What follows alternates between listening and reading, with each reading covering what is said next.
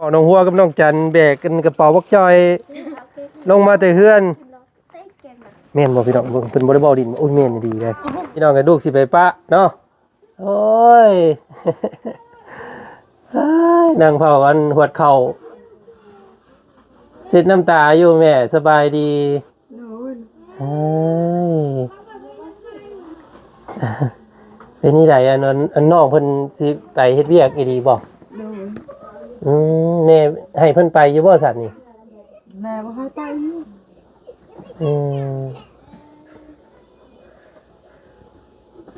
อยากให้ซอยเวียกอยู่เฮือนอยู่ซ่านก่อนเนาะอยู่พอเป็นอุ่นเฮือนแล้วปัดไปเลยพี่น้องเอ้ยเนาะ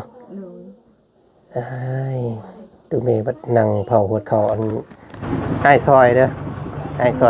อยข้าวรถเอาไว้ซื้อกินน้ำใจนะเอาไว้ซื้อกินในการเดินทางเด้อ300,000เราซอยยังเจ้าบ่ได้ก็นครหลวงเวียงจันทร์เซโปนพี่น้องไอ้แซ่แดนเนาะดาวเบา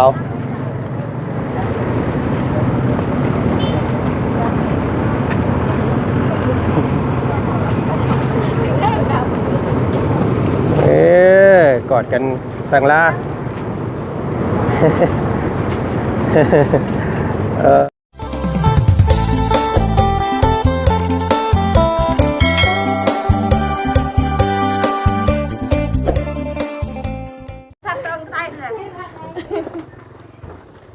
หอยเอียงนอกบาทนี่พี่น้องคือหอบกระเป๋าสบายดีเอาเลยสบายดีกำลังสิเฮ็ดไปแสงอันนี้ลงไปเฮ็ดเวียกเอ้าสิพากันไปเฮ็ดเวียกบ่มีแต่จันไปน้องยังบ่ทันได้ไปยังปลูกมันพี่น้องเอ้ยเนาะเปิดภาพมากับพบกับพ่อกับน้องจันน้องหัวเพิ่นกำลังหอบกระเป๋าเนาะอีหลีบ่นี่บ่ได้เว้าดินบ่นี่ฮะบ่ไอ้ดีไปอีหลีนะเด้อพี่น้องเอามื้อนี้เนาะออกมาแต่เฮือนน้องหัวเพิ่นพี่น้องเอ้ยเนาะมาพบพ่อน้องหัวกันออกมาแต่เฮือนน้องบุตรเนาะมาพ่อน้องหัวกับน้องจันแบกกันกระเป๋าบักจอยลงมาแต่เฮือนแม่นบ่พี่น้องเพิ่นบ่ได้เว้าดินโอ้ยแม่นดีเลยเนาะบ่ได้เว้าดินเว้านี่ไปดีบ่ผู้นี้ก็ไปบ่มีแต่ผู้เดียวข่อยเจ้าผู้เดียวนี่ไปเอ้า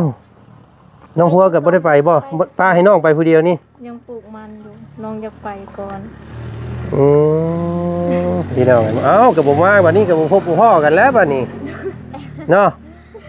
เอ้ามันนั่งก่อนสิถามนี่ไปทางใดนี่สิเฮ็ดไปเฮ็ดเวียกเฮ็ดงานหยังอันนี้เนาะเวียกบ้านแล้วก็ช่วยเขาแพ็คเครื่องไปเฮ็ดเวียกบ้านแล้วก็ซอยเพิ่นขายเครื่องแพ็คเครื่องส่งนี่บ่อยู่ไสอันนี้เนาะ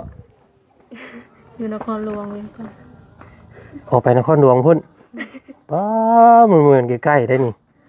เนาะมีหมู่มีครูอยู่พุ่นอยู่บ่มีคนในบ้านนี่ไปเฮ็ดเวียกอยู่หั่นแต่ว่าอยู่คนละบ้านบ่ได้อยู่นำกันอยู่คนละบ้านหมายถึงหม่องแล้วสิเฮ็ดเวียกนี่มีแต่เราผู้เดียวแม่นว่าเราเลยได้แม่นบ่คิดเปียอย่าไปบ่ได้ยอมกินแม่ริไปนครหลวงพุ่นเนาะอยู่เมืองไหนบ้านใดอันนี้เนาะจันทบุรีเมืองจันทบุรีแข่งอันบ่ได้เนาะอยู่เวียงพุ่นเนาะบ้านยังวันนี้เมืองจันทบุรีเมืองจันทบุรีนครหลวงเวียงจันทน์เนาะ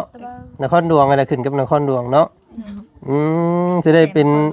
ผู้สาวนครหลวงตัวสบัดนี้เนาะเนาะพี่น้องไงเนาะมีอีหยังเนี่ยไปนำในเบิ่งอยู่หั่นเบิ่งอยู่ครบเบิดแล้วบ่นี่หมอแหกแต่กระโปะบ่ได้เอาไปนำบ่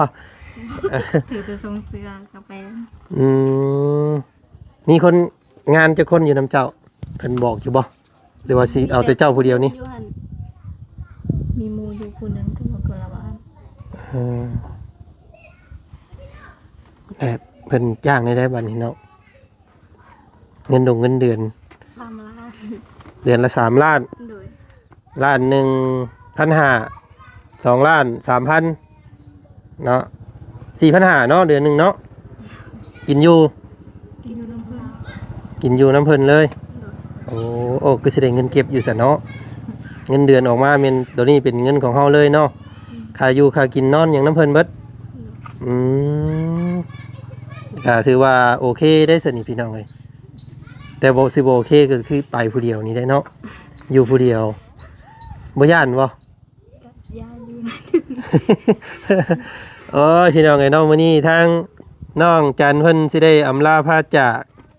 เพื่อนบ้านซองนี่เด้อ คิดฮอด FC เนาะเอา FC ก็กินฮอดแล้วอันนี้เฮ็ดได้บาดนี้ คิดฮอด FC บ่ ทีมงานทุกๆคน สิเฮ็ดได้บ่นี่ FC เพิ่นมาเพิ่นบ่เห็นสิบอกเพิ่นนี่ได้บาดนี้ฮะ ไปหาเงินก่อน ไปหากันก็ปีหน้าเจอกันไหม พี่น้อง สิ ไอ้ ฮอด เนาะ ปีหน้าอยู่บ่ แต่ว่า ยังเรียกงานหยังแล้วเบิดแล้วบ่ซะ ยังจะปลูกมัน อืมสิให้เอื้อยพี่ได้บ่นี่เนาะปลูกแทนปบงานเนี่ยพี่น้องเอ้ยปบหนีป้าแล้วเนาะสงสัยปลูกมันบ่ไหวแล้วนี่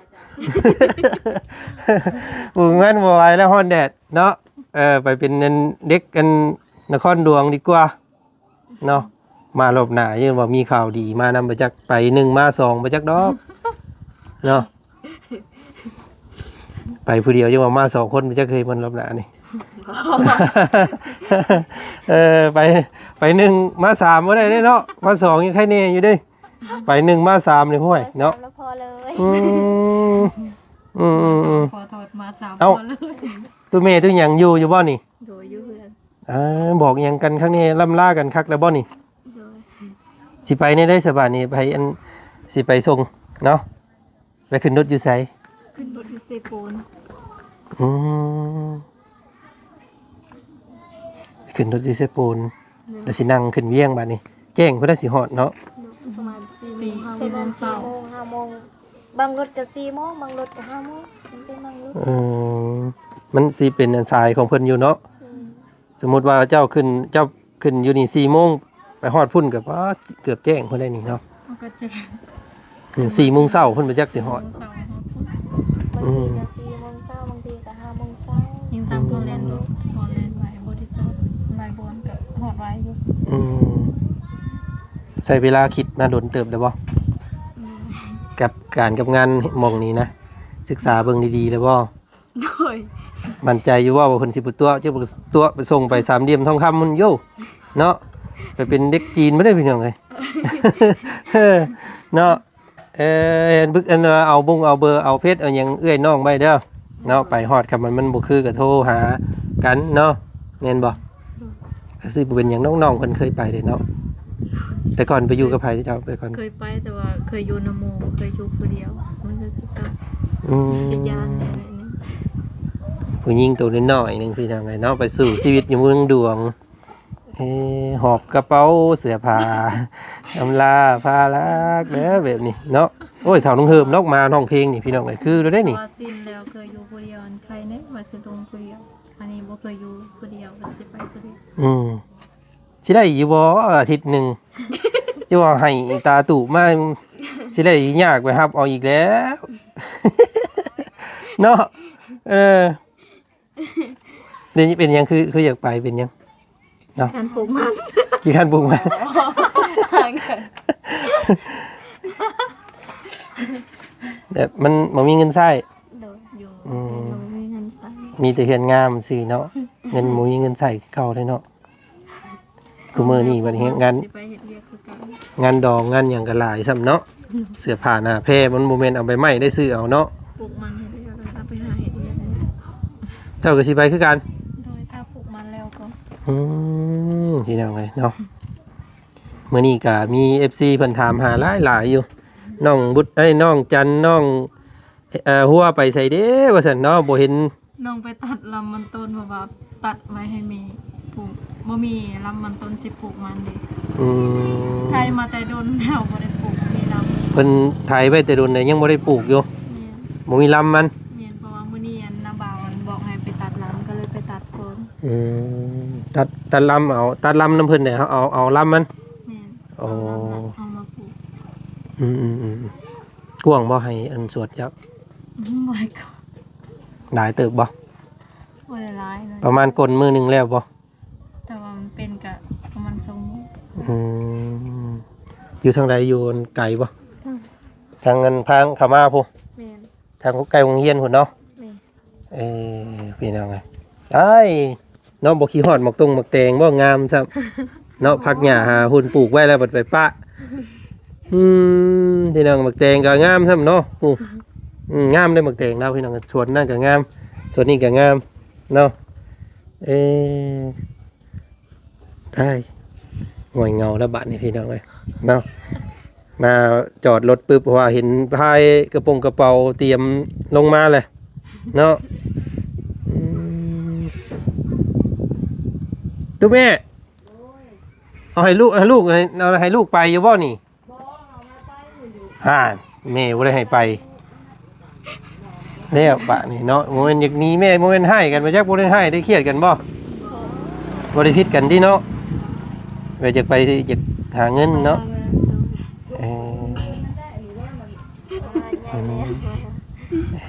น้องอันนั้นได้สิบ่ไปบ่ลูกเจ้าบ่ไปบ่ ยังสอบเนี่ยอยู่ ข่อยเป็นข่อยไป เอ้าเพิ่นบ่เอา2คนบ่ซะ บ่ เอาผู้เดียวโอ้ เพราะว่ามีผู้หนึงเลยเด้อยู่หั่น เนาะอันตรายได้นี่พี่น้องอยู่ผู้เดียวซะ อยู่ถ่ายอยู่คือรถหั่นคนในบ้านนี่แต่ว่า เขาขึ้น เราก็ต้องทำกับเจ้า เขาไปถ่ายรถแต่12 โมงพุ่น อืม ไปถ่ายรถอยู่ คนในบ้านนี่บ่สิไปพุ่นคือกัน แต่ว่าเฮ็ดคนละบ่อนอืม ไปถ่ายรถแต่12 โมง โอ้ยพี่น้องเนาะเข้าใจน้องเพิ่นอยู่ดอกสิได้ว่าจันสมัยตอนยังน้อยก็คือกันเนาะเจ้าจักปีก็ 17 17ข่อยประมาณ14 15นี่แหละข่อยไปไทยทมิตรไปหาเงินแบบตัดสินใจออกโรงเรียนเลยเรียนอยู่ม2นี่แหละเรียนอยู่ม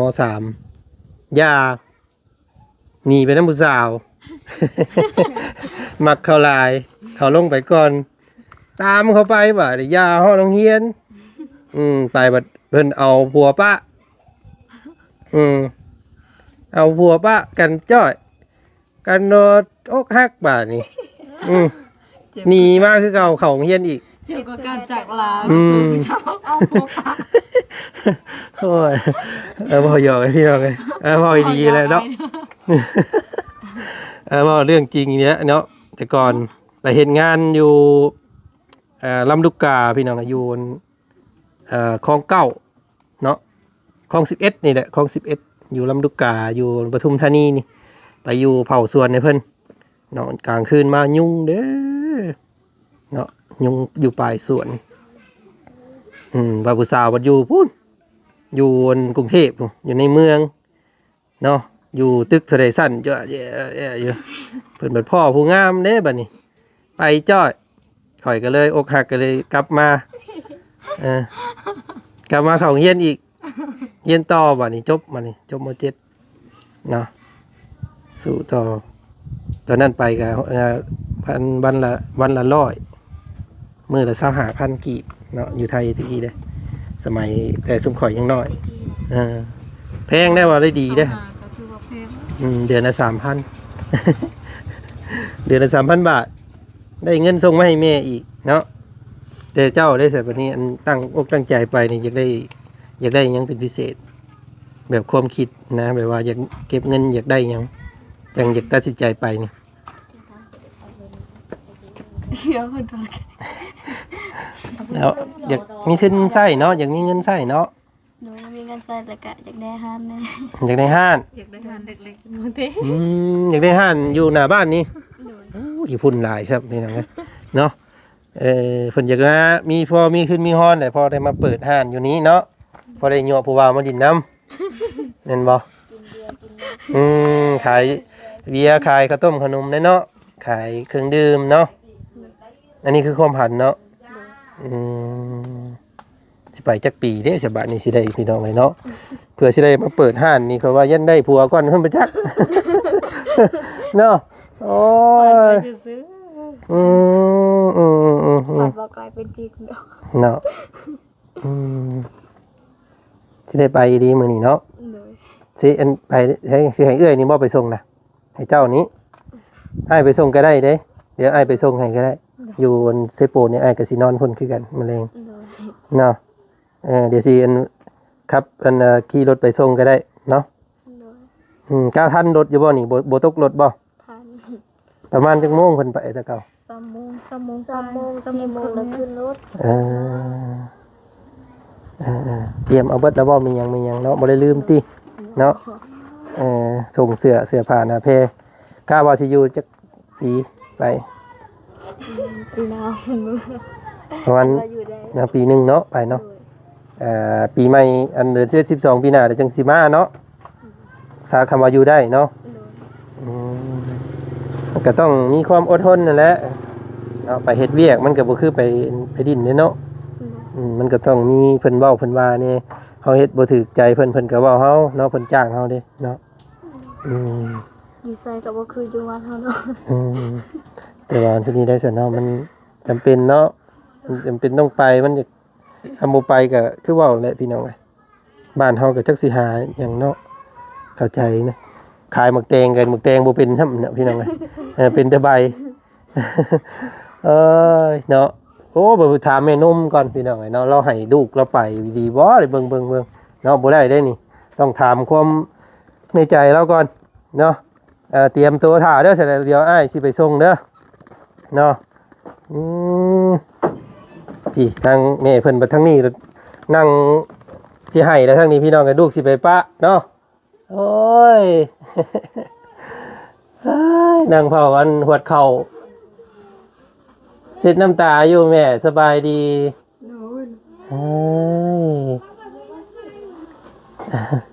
เป็นนี่ไดอันน้องเพิ่นสิไปเฮ็ดเวียกอีดีบ่แม่ให้เพิ่นไปอยู่บ่สัตว์นี่ แม่บ่ให้ไป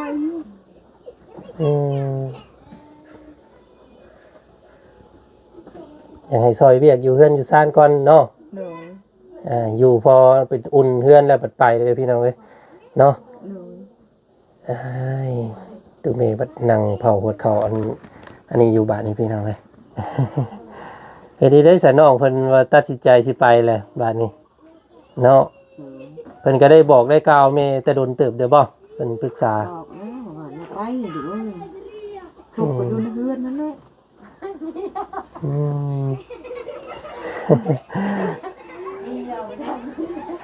โอ้ยพี่น้องเอ้ยเนาะเฮ็ดจังได๋ซะ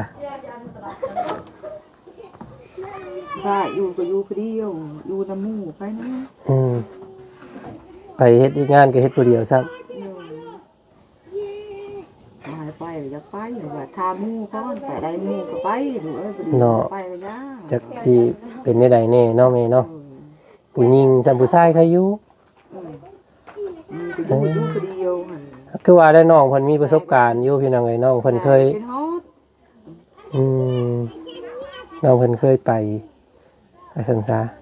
เคยไปตะกี้เนี่ยอยู่นำหมู่ใครแน่เฮาบ่ได้เป็นฮอดอยู่คนเดียวบ่ได้ไป ยังได้สันเนาะให้น้องเพิ่นลองเบิ่งเนาะแม่เด้อเนาะเอาเบิ่งเอาเบอร์กันไว้เด้อเนาะบอกกันจุดพิกัดจับเจือพี่น้องเอ้ยเนาะไปฮอดแล้วก็ส่งสถานที่ส่งบอลอยู่ให้เอื้อยให้น้องฮู้นํกันนั่นแหล้วเนาะยังแต่น้องหัวบัดนี้เนาะอยู่นำแม่คือว่าไปปลูกมันบ่ยังบ่แล้วบ่ ยังมื้อนี้ก็ตัดลำกกมันเนี่ยกกมันต้นมันเนี่ยนอน หายพี่น้องมาพ่อน้องเพิ่นกำลังสิเตรียมเสื้อผ้าหน้าแพรอยู่กำลังสิเป็นสาวนครหลวงพี่น้องเนาะผู้ใด FC อยู่ทางนครหลวงก็ฝากน้องจันในเด้อเด้อเนาะเฮ็ดได้ซะพี่น้องน้องเพิ่นว่า อยากได้ห้านอยากมาเปิดห้านได้เงินได้ทุนได้ฮ้อนแต่อยากมาเปิดห้านค้าห้านขายอยู่หน้าบ้านนี่ว่าซั่นเนาะพอได้มีรายได้เนาะคำอยู่ได้ก็สิอยู่เป็นปีบ่ได้แล้วว่ะเนาะมีแต่ห่อข้าวห่อน้ำให้เพิ่นนะท่านได้เสิแม่นึ่งข้าวเนาะเดี๋ยวลูกสิไปส่งขึ้นรถให้เด้อ โดย ยันว่าบ่มีผู้ไปส่งเพิ่นอยู่ในเมืองผู้พี่น้องอยู่อันเมืองสิโปนเพิ่นยันรถไปปะเราได้หั่นเนาะเพราะว่ายันบ่ได้ไปทำไปจักมื้อนี้หั่นเนาะเอ้าแม่เตรียมซั่น โอ้ยเนาะน้ำหูน้ำตาได้ทั้งแม่ก็ได้จังไดเด้บาดนี่หมู่คู่มาก็บ่เห็นนะบัดนี้เนาะ บ่ได้เปลี่ยนใจเนาะตั้งใจเลยเนาะนัดกับเพิ่นครั้งนี้แหละเนาะก็มีสัจจะอะไรพี่น้องน้องเพิ่นก็ได้สมัครเพิ่นก็รับเอาเรียบร้อยเลยเนาะตกลงราคาตกลงค่าแฮงอะไรอย่างกันเรียบร้อยเนาะบอกสถานที่อย่างเรียบร้อยแล้วเนาะกล้าสิไปฮอดไปถึกอยู่บ่ เอ้ยเนาะพี่น้องเอ้ยตายสันนี่แต่นุ่งทรงนุ่งเสื้อเตรียมเนาะลำไปลามีลาเลยแต่เมื่อคืนนี่เนาะบอกกันครั้งนี้นะบ่ โดยบอกแล้ว น้องจันที่นางจันทิดาเนาะสิไปสู่งานเนาะอยู่นครหลวงเด้อพี่น้องเด้อเนาะอยู่บ้านยังเพิ่นว่า บ้านสร้างนาง บ้านสร้างนาง โดย เมืองไสเสถา เมืองจันทบุรี เมืองจันทบุรีเนาะนครหลวงเนาะ โดย โอ้เฮ็ดงานบ้านแน่แล้วก็ผสมกับแพ็คของส่งออนไลน์ โดย โอ้เป็นแม่ค้าออนไลน์ตัวสบัดนี้เนาะ เพิ่นขายของแบบใด กับฮู้ก็คือกันว่าเครื่องจักเครื่องยังเขาขาย เอ้าก็ว่าถามเพิ่นจับเจือ แล้วว่า เป็น อันนั้นมีแต่แพ็คเครื่องซอยแล้วจักเครื่องยัง ขายของแบรนด์เพิ่นนั่นแหละเนาะ โดย เป็นครีมบ่เป็นเสื้อผ้าบ่ก็เฮ็ดซอยกันเนาะ โดย อืมปัดกวาดเฮือนซานล้างถ้วยล้างบวงแพ็คของซอยเพิ่นกินอยู่น้ำเพิ่นนอนน้ำเพิ่นเนาะก็ถือว่า3ล้านก็ถือว่าธรรมดาพี่น้องเนาะบ่ถึงว่าแพงแล้วก็บ่ถึงว่าถึกอยู่ระดับกลางเนาะราคานี่ก็ 4,500 อยู่กินน้ำเพิ่นเนาะ สบายเดี๋ยวทั้งอ้ายสิไปส่ง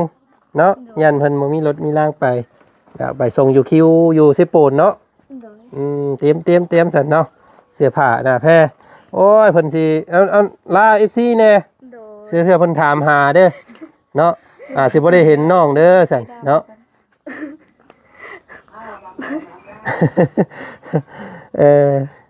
บอกเพิ่นแน่เนาะอาจจะบ่ได้เห็นน้องจันอีกเด้อจักประมาณจักปี บ่ปีเนาะ 4-5 เดือนประมาณนั้นแหละ ไปลองเบิ่งเนาะคันมันพออยู่ก็อยู่เนาะเฮาบอกเฮาเว้าให้บ่ได้ตัวนี้เนาะ โดย ถ้ามันไปคันมันอยู่บ่ได้ก็ห่วยมื้อ2มื้อก็หนีคือกันแน่เนาะ โดย เอ้าฝากลาอันป้าลุงแน่ป้าลุงเอ้ยซั่นบ่ได้เห็นน้องจันเด้ออยู่เฮือนบัดนี้ ไปปะละเด้อบ่เห็น บ่เห็นหน้าน้องแล้ว โอ้ย โอ้ยเนาะบอกคืออยู่บ่เห็นแท้ก็เห็นคือเก่าแล้วเพชรอะไรเพชรโตนะบ่เฮ้ยเพชรอะไรภาษาอังกฤษไหนผากเทื่อป้าลุงเพิ่นคิดฮอดเพิ่นอยากกันโทรไปดินไปหยังนำเด้ โดย เนาะนี่เป็นรูปอันจันเนาะจันทิดาเด้อพี่น้องเด้อ โดย น้องจันทิดาภาษาอังกฤษเด้อเนาะ พิมพ์เข้าไปแล้วก็ไปอันโทรดินโทรเอน้ำเราได้เนาะให้กำลังใจถามไทยเราได้อยู่นครหลวงเนาะนครหลวงเมืองไสเสถา เมืองจันทบุรี เมืองจันทบุรีเนาะนครหลวงเวียงจันทน์บ้านสร้างนางเนาะ โดย จักบ่เคยได้ยินจักเทื่อพี่น้องไอ้ว่าซั่นเนาะจักสิไปทางใดเอาขอให้ เดินทางปลอดภัย โดย บ่มีเงินส่งค่ารถเด้ บ่เป็นหยัง อ่ะมีแต่ว่าเงินจ่ายค่ารถ มีแล้ว เท่าใดเพิ่นกล้าบ่ขึ้นไปเท่าใด 300,000ไป 300,000ปลายก็บ่ถือแพงเนาะบ่แพงปานใดเนาะสายเดียวสายนั่นเลยบ่ได้ต่อรถบ่ บ่มีแต่ฮอดคิวรถสายใต้หลักให้หัวหน้ามารับเอา อืมเอาเดี๋ยวพุ่นแหละเดี๋ยวไปเดี๋ยวอ้ายไปส่งเดี๋ยวอ้ายสิส่งค่ารถให้อีกเนาะสิซอยเจ้าแบบได้เงินเดี๋ยวจึงมาคืนกันเด้อ มันออกกำไรได้คำอยู่เฮิงได้ออกกำไรได้เนาะสมมุติว่าอ้ายให้200,000มันก็คำฮอดปีก็มาคืนอ้าย500,000 เนาะบ่แม่นให้ชื่อได้เดี๋ยวอ้ายสิให้อยู่แล้วเนาะไปๆเตรียมซั่นเดี๋ยวอ้ายไปส่งเนาะใช้บ่ได้ลาแม่บ่ซะบ่ประกอดแม่ก่อนบ่ไปขอโซ่ขอไส้น้ำเพิ่นก่อนเนาะเฮาไปก่อนเด้อแม่เด้อซะ ก็เบตะกี้ เนาะ เจ๊ก เรายังสิให้กูเก่าอีกเด้อพี่น้องเอ้ย เยี่ยมตลอดไงยิงยัน เจ๊เดี๋ยวมาทายไปเหยียบเทปเอา เอาแม่ฮอดบ่แนมบาดนี่เราให้เลยเราบ่ให้ไปยังไป ตะกี้มวยแล้วมามวย แม่ให้ที่บอก เราให้แล้วพี่น้องเอ้ยทั้งนั้นเนาะอ้าวสันแม่อันลูกเพิ่นสิไปเด้อแม่เด้อเราฮอดบ่แนมบาดนี่แล้วตูเนาะสนใจ ตายเลยคือเจ๊ตัว กินฮอดก็โทรหากันเนาะไปสู่เวียกเนาะไปหาเวียกเฮ็ดเด้อพี่น้องเอ้ยน้ำหูน้ำตาแต่เราฮอดบ่แนมใช่มั้ยเราย่านน้ำตาไหลตู้เมว่าซั่นเนาะไปซั่นเนาะไปเดินทางยันบ่เจ้าบ่ทันรถพี่น้องไอ้เตียวว่าสิไปส่งตู้เมครับพี่น้องไอ้เนาะโอ้ยจากบ้านด้วยความยากจนนะพี่น้องไอ้เนาะอยากได้หลายสิ่งหลายอย่างในครัวเรือนเนาะเฮือนงามก็ยังบ่พอว่าซั่นพี่น้องเอ้ยน้องเพิ่นก็ได้ไป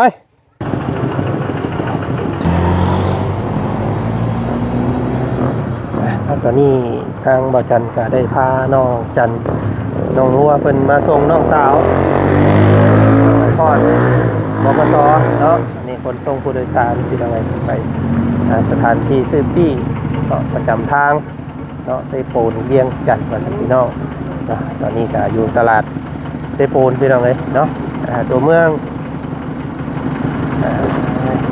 เราคนจะไปสู่เรียนสู่งานพี่น้องเอ้ยเนาะมุ้ยไผอยากจากบ้านเกิดเมืองนอนเนาะแต่ว่าด้วยความทุกข์ยากเนาะอยากมีพี่น้องก็เลยเฮ็ดให้น้องเพิ่นต้องเดินทางมื้อนี้เนาะรถยังบ่มาเนาะช่วงใดเพิ่นมา ประมาณ40ไปนะคาโบง40ไป เนาะตอนนี้กำลัง3:40เนาะ รีบลากันแล้วกัน หานางรอก่อนจ้ะ ที่รถบ่จักพัน 3 เซนจ้ะ 3 โอ้เอาพี่น้องก็ถือว่าประมาณ 4 โมงจ้ะ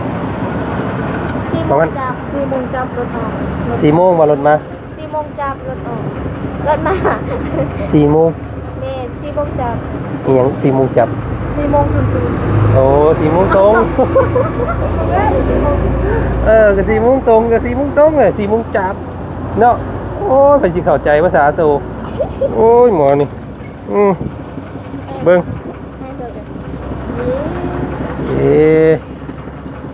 โอ้ขอถุงขอไทยให้น้องเพิ่นก่อนจักเทื่อน้องเพิ่นร่ำรวยจักเทื่อน้องเพิ่นได้อันออกเหล่าเบี้ยเด้เนาะเดี๋ยวแป๊บนึง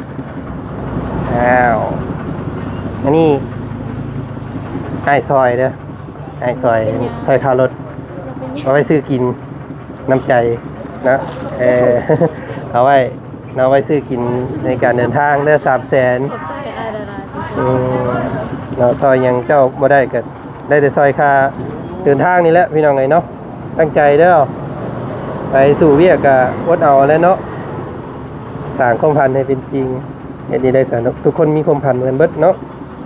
แต่ว่าเฮาก็ต้องพยายามเฮ็ดความฝันให้ได้และสู้ๆเด้อ เอานั่งหารถให้น้องเพิ่นขึ้นรถก่อนจังสิพากันกลับซะเนาะ4 โมงตรงตอนนี้3 โมง 36ถ่ารถมาสักครู่รถมาแล้วพี่น้องเอ้ยเนาะเอ้ยอย่าให้ได้เนาะโชคดีเด้อเดินทางปลอดภัยสู้ๆนะถ้าบ่ไหวก็กลับมาบ้านเฮายังคอยอยู่นะไปขึ้นรถเดี๋ยวบ่ทันรถเด้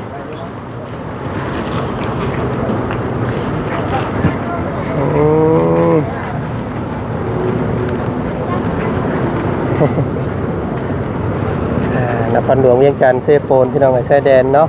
ดาวเบา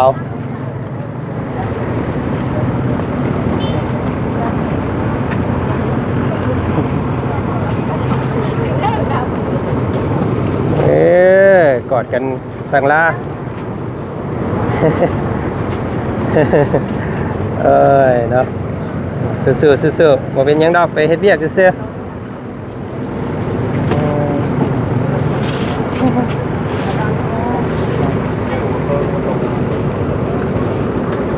มื้ออื่นเช้าฮอดแล้วก็โทรมาหาเอื้อยเด้อโทรมาหาแม่บอกแม่เอาขึ้นรถก็โทรมาเป็นระยะนั่นแหละบ่ให้ปะกันนะฝากน้องจันนี่เด้อพี่น้องเด้ออยู่เวียงจันทน์เด้อบัดนี้เป็นสาวเวียง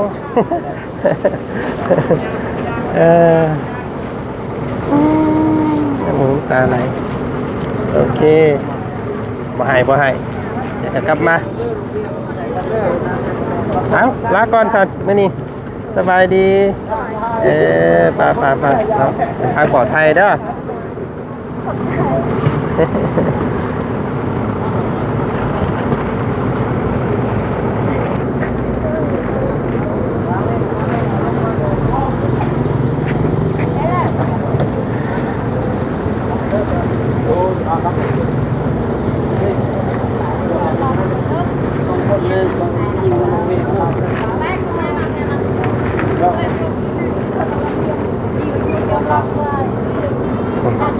ไปขึ้นรถเลยจน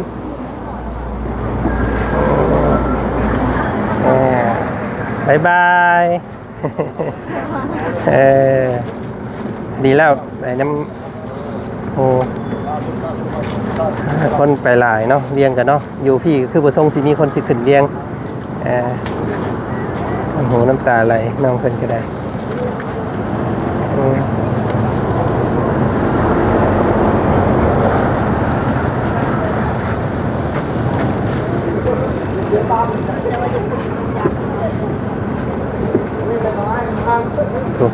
เอาถุงยางเตรียมถ่าอะไรทั้งนั้น